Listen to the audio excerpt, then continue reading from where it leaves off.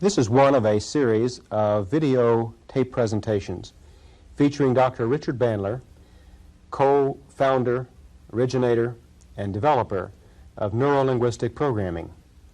Well, with me today, serving as narrator, is Michael Sajace. Michael, we've certainly been fortunate in having Dr. Bandler in this series, working with us and also working with three very important and I want to say courageous clients to come before camera and to expose to some degree a problem that they have, though in many cases we have found that Dr. Bandler can work with situations where we really don't need to know exactly what's happening.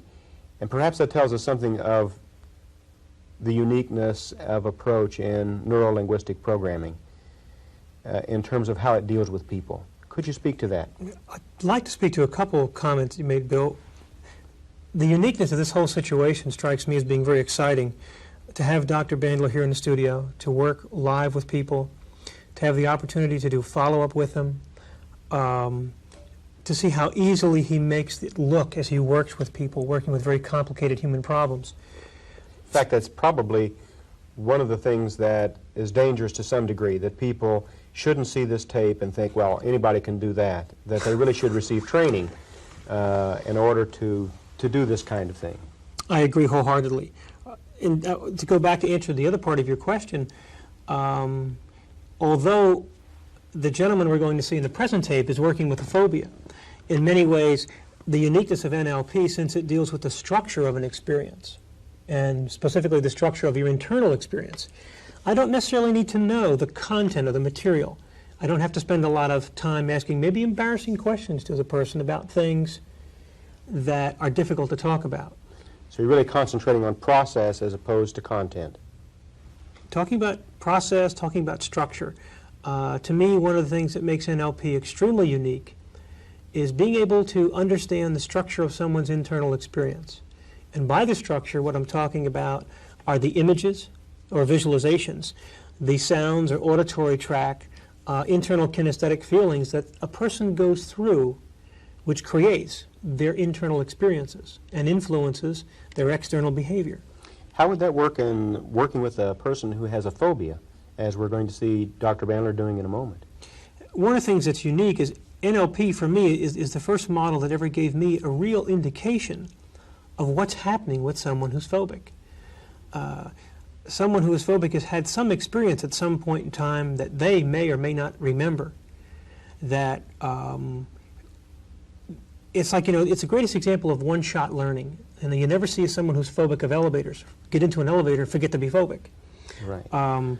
It's like they have that one experience, and from then on, whenever they get near whatever it is that the stimulus that creates that anxiety or that unpleasant feeling, always creates that unpleasant feeling. The analogy I like to use is like a roller coaster. If you and I are sitting here watching a roller coaster go up the very first incline, we may be able to hear the sounds of the wheels as they click over the wooden tracks, and we may hear the people getting excited. And we may have feelings about that. But if you and I were to switch positions at the time that car reached the apex or the top of the first drop, so that you and I were sitting in the front car holding onto those seats as that thing went down, those are two drastically different experiences for us. Yes. And what's happening with the phobic is they're always in the front seat. It's like if you have certain memories and think about them, there's some memories that you have that it's almost like watching a movie. You see yourself. So Dr. Bandler wants to change how the perspective of Lee as in this experience has this experience. Okay. From being someone who's actively in an experience that's unpleasant, helping him to what we call disassociate, so that he can see the experience differently. Well, one of the things about working with phobias, I'm sure many people who've had a phobia and practitioners who work with them, is that often it took a very long time to help someone with a phobia, maybe 10 or 18 sessions. One thing that's very unique about neuro-linguistic programming is Dr. Bandler is going to work with a phobic person here and hopefully bring about change in about 20 minutes. Mm-hmm. And I think one of the things that allows him to do that is the fact that he understands the structure of the experience. You can take a particular discipline and you can try to find out when something started and how you feel about it and go through it and go through it and go through it. Or you can begin to understand the structure of that experience And if I restructure it or alter it in some definite way, I most assuredly am going to affect how I feel about that experience. And as I restructure or change your position from one of being in an emotional experience that's overwhelming to being back and looking at something from a different perspective, I am surely going to change how you feel about yourself and the experience. When people are looking at this videotape, we want to tell them that there is a manual that accompanies the tape that can have a number of helps for you and what to look for and how to understand the experience that you're going to observe. But Michael, as they're looking right now, what would you have them to look for? I would have them look for and listen for a couple of things. One is to notice how Dr. Bandler works with this, how he gets to understand what specifically happens internally with Lee, how he creates this anxiety this phobic response, and then to notice what specifically Dr. Bandler does to change the internal experience. And the other thing I would caution people about, and as we've mentioned on the other tapes, is Dr. Bandler makes this work look awfully simple and awfully easy. And although it can be, once you understand and learn the model, I think you would agree with me that we highly recommend that in order to really use this model effectively, one needs to spend time training with a certified trainer in neurolinguistic programming to make sure you know what you're doing. It's a very powerful technique. Yes, it is. And now we'll see that powerful technique with Dr. Richard Bandler. Okay, what's your name? Lee. Lee. What's your first name? You're right. Correct. Correct, right. It's one right answer you got so far. What is it that you'd like, Lee? You just sat and watched her go through that. Well, I have, I guess you call it panic attacks. What is there something down here that's scaring the hell out of people? I What don't is know going what on it here? is. A phobia, or whatever you want to call it, panic attack. I have trouble getting outside the city limits when I do driving. Getting outside of the city as opposed to coming in? Yeah, well, no, just staying in. When I try to go out, that's when I have most of them, mostly. Oh, well, that's different. I have panic when I go into the city. No, Mine is based on so. the real experience. Yeah. Of course, I go to cities like New York and places in San Francisco. That's enough to get anybody to panic. I would say yes. Man, they have the hills there you wouldn't believe. You got to get used to the driving there. But I take it this is a little bit different because it's something. Does it happen right at the city limits, or do you kind of edge your way into it? Or Well, as I... is there a sign that says you're now leaving the city? Panic? Or No, it's just I guess I tell myself, you know, that when I get ready to go, you know, it kind of starts on me a little bit, and then when I get... even before you leave the house, huh? Yeah, even if I think about it, yeah. Even if you just think about it. Yeah. When you think about it, do you make pictures and talk to yourself? How do you think about it? Well, I just, you know, if somebody mentions going somewhere outside... Don't be vague. We're under time pressure here, you know? When someone says something about going outside the city limits, going somewhere, I just, first thing I say is no, you know. Well, I can't, you know, or make excuse, whatever, you know. Does something happen in your head, or is Well, that just an just- involuntary response? Well, I guess now it's a response mostly, you know, but, it, you know, like I said, I take those panic attacks and stuff, and it bothers me, you know, so I just don't go. Okay, well, if I were to suggest that after we left here, you and I drive out into the country, do you get panic when you think about that? Well, if I knew I had to do it, yeah. Well, you do. I test my work, you know. Oh, really? Yeah. Well, you know, like I say, if This is the real world we're living in. Right, true. There's the only thing that could possibly have more panic towards could be my wrath. If you're, you know, as a client, I want to test I've taken people kicking and dragging into elevators to test a phobia. Just as if... Yeah, just when they got in there, they discovered the only thing they had a phobia of then was me, and they were fine in elevators. After that, right. But I would just want to know how you get to the panic. Can you do it now? Think about going to... Not really. Sure, Not like but- I could if I was in a car getting ready to, you know, go. Oh, well, Or try it. halfway there. Close your eyes and pretend that you're... See what you would see if you were getting into a car, and you know what it looks like to drive out towards... In the open Okay. spaces, yes. Yeah.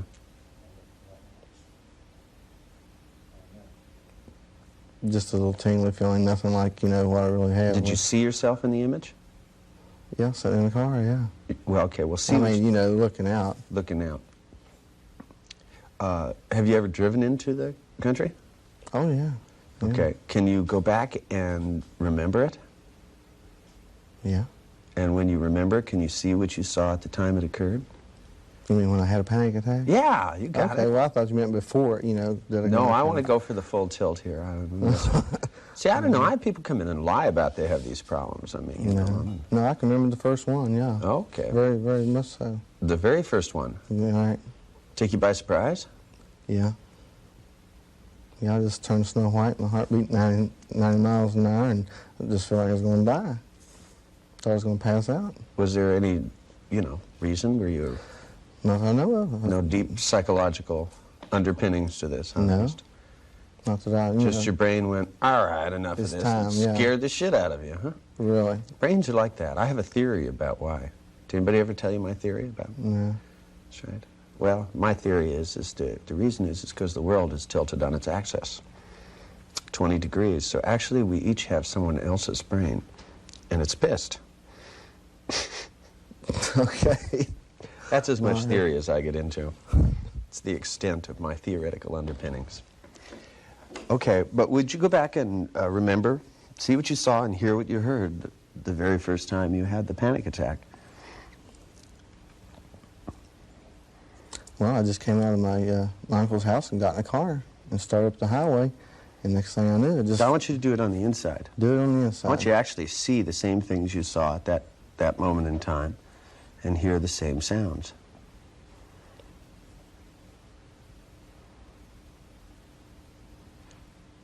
Okay. Right up to the moment where you had it. All right.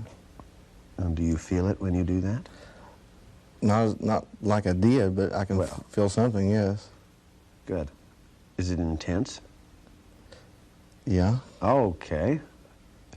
I just wanted you to make sure you still had the problem. You know, sometimes people lose their problems, you know, because they're moving along in life and boom, it's gone, you know. Well, it's not like it was, you know, I mean, not like it's actually being out there. It's just, it's a funny feeling, you know, you can feel something that's telling you something there. It's, what do you think it's telling you? Well, it's telling me what I went through, you know. Yeah. Or what I go through again if I do it, you know, I guess. Maybe, who knows? Right. What do you think after watching her? Well, very interesting, very interesting.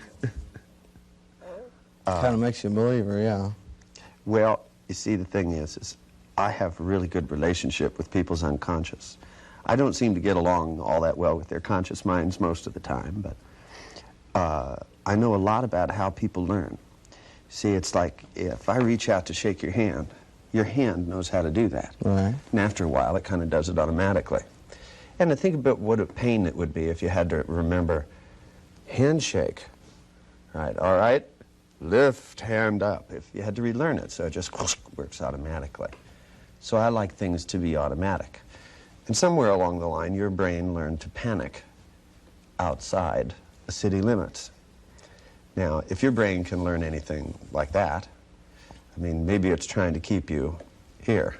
It may have a good reason, but by the same token, there are other ways of doing that sort of thing. Seems like that would be kind of inconvenient, especially around here. Very. There's probably nice things outside the city limits. What's out there? Well, a beautiful country, for one thing. Oh. Jobs, when you have to... Jobs? Yeah, when you have to travel, you know. Oh. Well, maybe there's part of you that would rather you were poor and stuck in the city. Well, maybe subconsciously, but not constantly. Nah, I don't believe in that crap.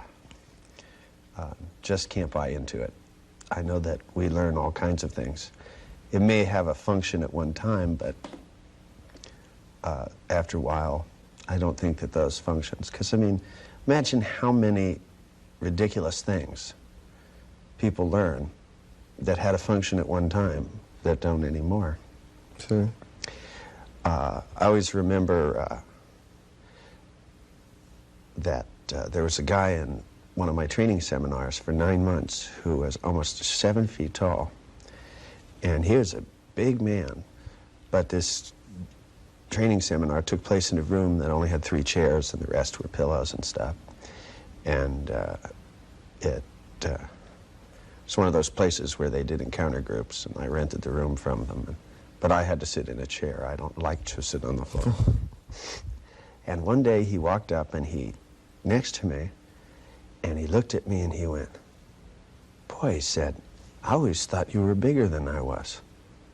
Because on the inside, he doesn't feel like he's 7 feet tall. He feels much more small than that. And it's like he had forgotten. And people can forget stuff like that very easily, you know. A lot of times people don't know that they've grown up. And so they kind of on the inside feel short and small and all kinds of stuff. And, you know, it's like however you acquired it, it really is a fairly amazing thing that you can remember to panic. How many times have you gone outside the city limits and had this now? Have you done it a number of times or just once? Probably between 5 to 8 times. How long ago this happened? The very first one was about 2.5 years ago. You've only tried 8 times? How many ways are there out of the city? Probably about 6 or 8. Hmm. See, I'm much more experimental than you. I would have tried all the different roads to see if you could escape. Yeah. Right. Because it may not be the road. It might be your car. No, I have the same car. Hey, did you take the same route all 8 times? No. Okay, good. Because there might be a sign out there that says, "Don't panic!" You Yeah. know, something nice like that. I had a friend that learned to have a marvelous thing because when he was young, somebody in the medical profession told him he would have to learn to live with something that was wrong with him or jump off the Golden Gate Bridge. And lo and behold, about 5 years later, they found a cure for it, which hadn't existed. And he found himself pacing up and down San Francisco near the bridge, feeling suicidal for no reason. Now, I'm sure the doctor had a good intention at that time, but the person was just suggestible and, you know, sort of stuck in there, you know. It was... Just kept it in his mind, yeah. Well, he did, you know, it was a big thing to him. But anyway, so tell you what I want you to do. Yours is a simple one. It's right up my alley. Okay. Nobody ever told you my favorite thing was... my favorite thing is phobias, because, see, I'm not endowed with a great memory. I'm sort of an airhead in many ways, you know. I spend most of my life looking for where I just placed something. So what I want you to do is, I want you to just simply go back and remember the time you left, was it your uncle's house? Mm-hmm, right. Okay, your uncle's house, and you know what you would see if you drove. How far is it? Probably about 7 miles. 7 miles, that's okay, and then wham, and you know the point at which the panic hit. Okay, because you can do it real fast in your head, you know, see what you would see at the time you were there and all that stuff. Only this time what I want you to do is just to run through to make sure you have the memory. Only I want you to see yourself in the memory, okay? In other words, watch as if you could fly next to the car. I anoint you Superman, right? Right. Seeing the expression on your face, I want you to watch yourself go through the experience.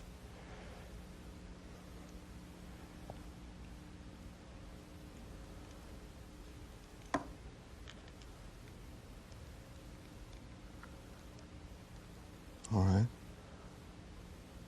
Okay, now when you see yourself do it, do you have any of those same kind of feelings? No, not really. I really don't. I see myself as a nervous wreck.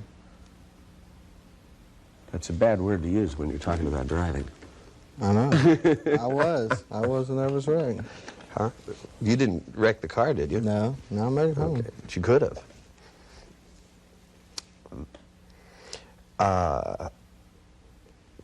But if you're not nervous, you won't have to. In fact, if you do get nervous, I suggest you get calm.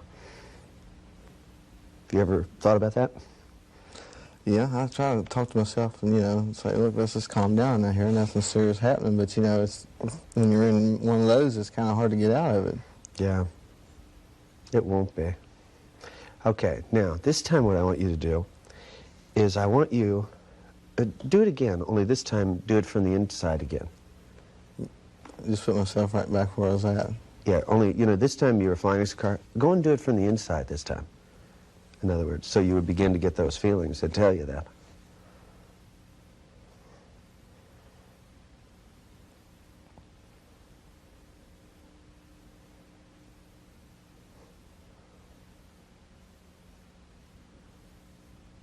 You still feel them? No, I really don't.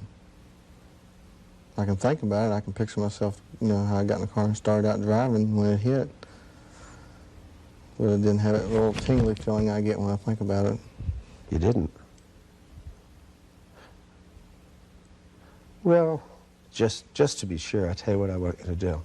I want you to see it from the outside again this time. I want you to run through it real fast. And when you get to the end, right, point just after you panic, the end of this particular memory, I want you to stop it as a slide. Okay. Then I want you to float so you would see, because you're not come from the outside of the car, I want you to float to the inside so that you would see what you'd see if you're there. And I want you to run the movie backwards till you're back at your uncle's house. You have to go all the way backwards.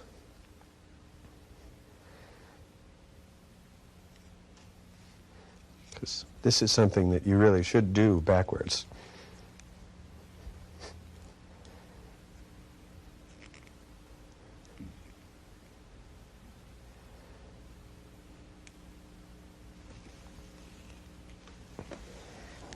All right. Okay, now, once again, I want you to run through it. See if you can find some of that panic in there. Wouldn't it be a bummer if it was this easy to change it, and you spent 2 years? Feel kind of silly, yeah. Huh? Well, you know what? That's what nobody told you what to do. See, they go to school, you know, they even do this thing, you know, sometimes in schools. They tell you that you have to spell, but they don't tell you how. So a lot of people do it phonetically. You know phonics? Do you learn phonetics in school? No. Okay, well, you can't even spell phonetics phonetically. You thought about that? No. Whoever made up the name for that system did not take themselves very seriously.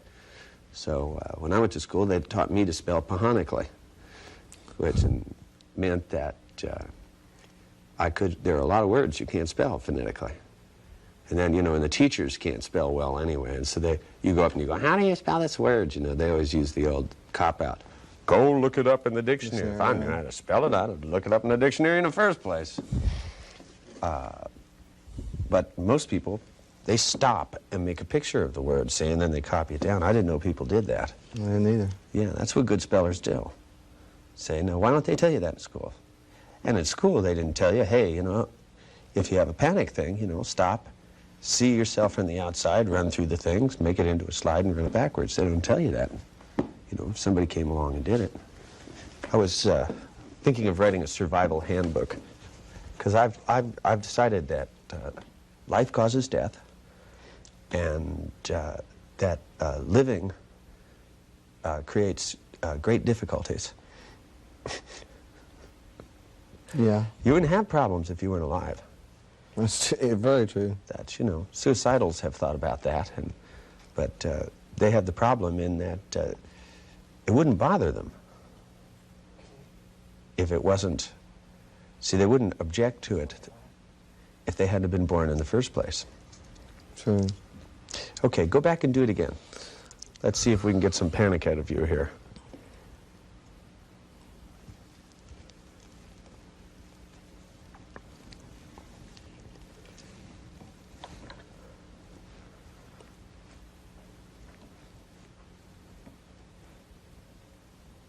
You're in big trouble. I'm getting warmed up here. No, I can think about it. I don't even get that tingling feeling I usually get. No tingling even. No. Oh, you can try harder than that. You can get to that tingling. Yeah, all right, I'll try.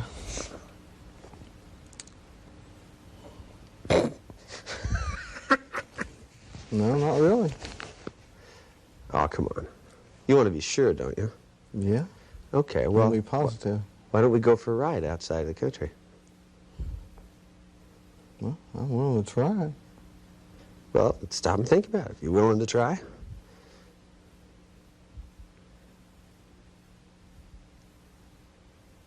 Yeah. Yeah. I just thought what I said, you know, I'm willing to try it. All right. Well, that's different. Good. Yeah. Well, we'll go for a ride here in a little while. I got a couple other little things I want to do, and then we'll go for a ride in the country. In fact, if it's only 8 miles, maybe I can get somebody to take you out in the country and bring you back here. You can tell those folks out there in video land. Just how it does work, really. Yeah. No, I don't really, when I really concentrate hard about it, I can get a sensation about it, but it's not like actually getting in the car and going, you know. Yeah, I know. And I mean, it's just, I mean, I can't bring myself to But you real told shakes. me that when people asked you to go, you always said, I can't. Right. You didn't say that because it's not true anymore. So we'll do that. Why don't we stop here and put it to the test? It's been about 1 hour since Lee left the session with Dr. Bandler to go out and to see what would happen now with his phobic response of driving outside the city limits. And so he's arriving back in the studio to share what that experience was for him. Okay, Lee has just come back here and thought I'd have you report. What happened? Well, out of the city limits, went out of the state. You went out of the state? Just across the bridge, you know. It's about 2 miles from here, 3 miles. What bridge? 6th Street Bridge in Huntington to Chesapeake, Ohio. Out into the country, then? Well, not, yeah, it's out of the city limits, guarantee you that. Oh, okay. It's out of the city limits. It's a small town over there. And I even thought about crossing the bridge and everything, but... How long has it been since you've been across that bridge? 4.5 years. 4.5 years. Well, what do you think about that? I just can't believe it happened to me. It just don't, you know, it's like getting out of prison. You just, you know, is it really happening? You know, it's about what it amounts to, you know. But always before, when I tried to go outside of the city limits, I kept waiting for this panic attack. You know, sometimes it happened, most of the time it didn't. This time I didn't even, you know, I wasn't waiting for it to happen. You know, I just went over and we came back. And I didn't drive where I could concentrate on driving. I just How long has it been since you've been on a vacation? Oh, gee, at least six, 7 years. But, you know, when I really want to take one, I can't. You know, we wanted to go to the World's Fair with my family. Well, you can go now. Yeah. Is that where you're going to go, is the World's Fair? If it don't close up, time to get down there. How long is it going to run? I think it's through... They run it for a whole year, don't they? No, I think it's over in October, I believe, isn't it? Well, you better get in the car and get going. Really? Where else? How do you think, Sarah, what do you think is going to happen when you go home? They're not going to believe me. So I'll take them somewhere, my family. You're going to take them somewhere this evening? Yeah, I believe I will. Take them for a drive. I'll take them. You probably have to do that to convince them. Oh, yeah, I will. And then you probably have to tell them that you're tied to posts and nails were driven into your head. People don't think change should be very easy. Yeah, I didn't think it would be that easy. What was it like for you to have it be that simple? You just don't believe it. You just can't comprehend it until you actually do it. Okay, well, thank you. And thank you. You're welcome. You have a good time. It's a big world out there. Yeah, yes it is. I'm going to find out about it too. Yeah, well, maybe sometime you'll even make it out to the west. But don't drive to where I live. It'd be kind of hard, wouldn't it? That's right. It's a long drive through the ocean. Okay. All right.